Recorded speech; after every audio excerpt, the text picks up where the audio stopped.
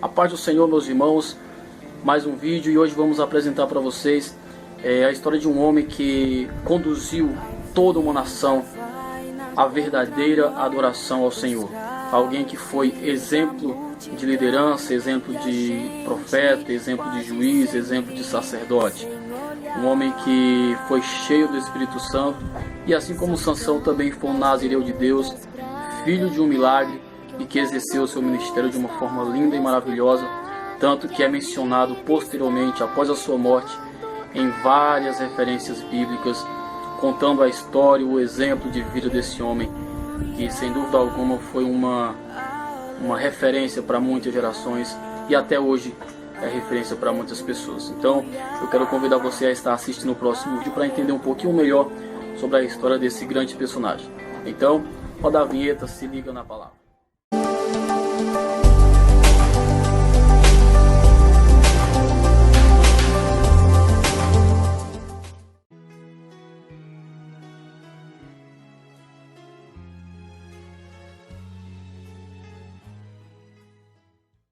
A paz do Senhor Jesus.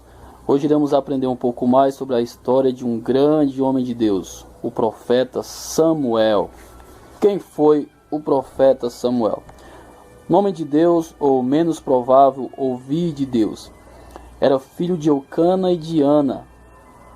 Também como Isaac, ele foi filho de uma promessa, porque Ana não podia gerar filhos, pediu ao Senhor e Deus fez com que ela tivesse esse filho. Então, antes do seu nascimento, Samuel foi consagrado ao Senhor como nazireu de Deus. Promessa essa que foi devidamente cumprida. O menino serviu ao Senhor perante o sacerdote Eli. Usava a estola sacerdotal de linhos branco e todos os anos a sua mãe o visitava, trazendo-lhe uma pequena túnica. Finéas e Ofne, filhos de Eli, comportavam-se muito mal, sendo censurados pelo seu idoso pai. Então veio a palavra do Senhor a Samuel, já um jovem sacerdote, anunciando que a ira do Senhor, que o nosso Deus iria afligir a casa de Eli. Foi quando os filisteus se levantaram contra o povo de Israel, tomaram a arca da aliança, a arca do concerto, roubaram a arca da aliança, e nessa batalha os dois filhos de Eli morreram na batalha, Ofne e Finéias.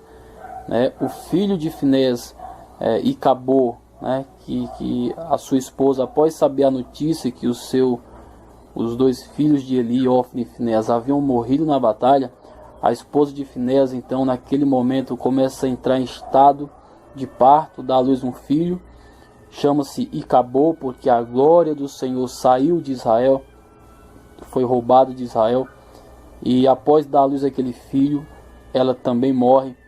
E Eli, ao tomar conhecimento que os seus dois filhos haviam morrido na batalha e que a arca do Senhor havia sido tomada de Israel, cai da sua cadeira, quebra o pescoço e também morre. Então a ira do Senhor começa, segundo a palavra de Samuel, se cumprindo nesse dia sobre a casa de Eli. Então Samuel vai crescendo, os anos vão se passando e já encontramos Samuel exercendo o alto cargo de juiz e governador. A arca já tinha voltado dos filisteus à sua casa, e os israelitas, exortados por Samuel, puseram fora o seu culto a Baalins e a Astarote, servindo somente ao Senhor Deus. Então, continuando os filisteus nos seus ataques, Samuel intercede a Deus em favor dos israelitas, e graças à sua intercessão eles derrotam o inimigo, derrotam os filisteus, e em comemoração a essa grande vitória, Samuel então faz um altar em homenagem a essa grande vitória, em agradecimento a Deus, e faz um monumento, o monumento de Ebenezer. Então, onde viveu Samuel? Samuel vivia a sua origem em Ramá, porém a sua qualidade de juiz e profeta, onde ele julgava Israel, ele estava mais ali em Betel, Gilgal e Mispa.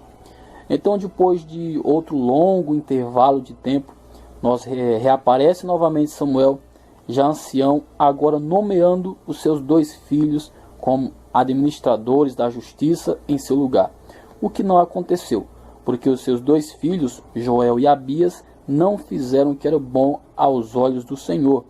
Então o povo observa que os filhos de Samuel não serão bons governantes, não serão bons juízes como seu pai Samuel. Então esse ensejo, esse pensamento, faz com que o povo peça a Israel que unja um rei sobre Israel. O mau procedimento desses juízes, os filhos de Samuel, faz com que o povo decida isso, pedir um rei. E suplica ao Samuel, para que ele peça ao Senhor, que guiasse eles nesse assunto. E então foi dito a Samuel, o Senhor fala para Samuel que resolva a questão segundo o desejo do povo, que entregue ao povo o rei que eles estão desejando, que eles estão pedindo.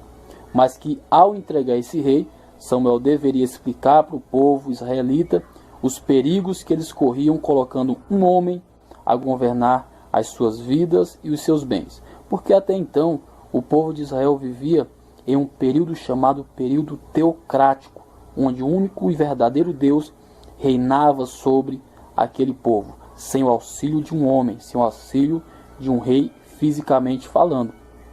O próprio Deus reinava na nação de Israel. Tanto que de tempos em tempos o Senhor levantava juízes segundo o seu coração, que ouviu a sua voz para guiar o povo no caminho da verdade. Nós já vimos isso nas aulas anteriores. Falamos sobre Gideão, sobre Sansão, sobre Jefté, Débora, Baraque, que foram outros juízes que vieram antes de Samuel.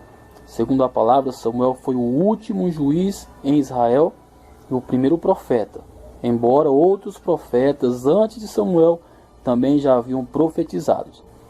Então a Bíblia fala que o povo decide pedir um rei e Deus fala: Samuel entrega ao povo o rei que eles tanto precisam, mas orienta sobre os perigos que eles precisam entender, que esse rei vai dominar sobre suas vidas, sobre os seus bens e sobre toda a nação. Isso está em 1 Samuel capítulo 8. Então, dirigido por Deus, Samuel ungiu a Saul como rei, intimou o povo a comparecer em Mispa, que foi o local onde foi empossado Saul como rei, para que viesse escolher o seu dominador, o seu rei. Falando nobremente nessa reunião, ele defendeu os seus propósitos, os seus próprios atos de governo, que ele havia governado com justiça. Isso, palavra de Samuel. Avisou também aos israelitas a respeito dos seus deveres para com o Senhor, da sua responsabilidade, e fez uma promessa. Prometeu a sua intercessão em favor do povo até os últimos dias da sua vida.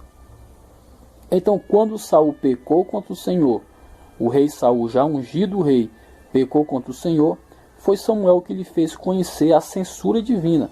Samuel vai até Saul e o repreende segundo a autoridade que lhe havia sido concedida. Sendo Saul rejeitado por Deus, ungiu Samuel a Davi. Ele desce até a casa de Jessé, o pai de Davi, e unge ali aquele jovem menino como rei em Israel. Parece que Samuel ficou sempre no exercício do seu cargo de juiz. Apesar da nomeação de um rei, embora tivesse um rei em Israel, mas as pessoas olhavam para Samuel como uma referência, um homem de Deus, e o próprio rei buscava conselhos em Samuel, sacerdote, juiz e profeta. Mas nós conhecemos bem a história de Samuel, mais como o profeta Samuel do que o juiz Samuel. Geralmente se fala mais de profeta Samuel, mas percebemos que ele exerceu muito mais o seu papel de juiz sobre a nação de Israel, embora já houvesse um rei naquele momento. A morte de Samuel. Samuel morreu lamentando por todo o povo de Israel. Samuel foi sepultado em Ramá, na sua terra original. Isso está em 1 Samuel capítulo 25, versículo 1, e também 28 e 3. A sua posição entre os israelitas nos é manifestada mais tarde nas referências bíblicas, né, sobre a sua personalidade, a sua obra e o seu ministério, como em Salmos 99:6, Jeremias 15:1, Atos 3:24, 13 e 20 e Hebreus 11:32. Encontramos referência desse homem de Deus, que foi sem dúvida um grande líder, um grande juiz, um grande profeta, um grande sacerdote, um grande nazireu de Deus. Sem dúvida alguma, Samuel marcou seu tempo, marcou a sua época e tem um grande prestígio em ser reconhecido como um dos maiores homens de Deus de todo o cânon sagrado, de toda a Bíblia Sagrada. Que Deus abençoe sua vida. Essa é a história do profeta Samuel. Espero ter ajudado, espero ter esclarecido algumas coisas para você. Continue ligado na palavra. Ao longo das semanas vamos postar mais mensagens para que venha assim acrescentar ainda mais e somar ao seu conhecimento. Fiquem todos com Deus. A paz do Senhor.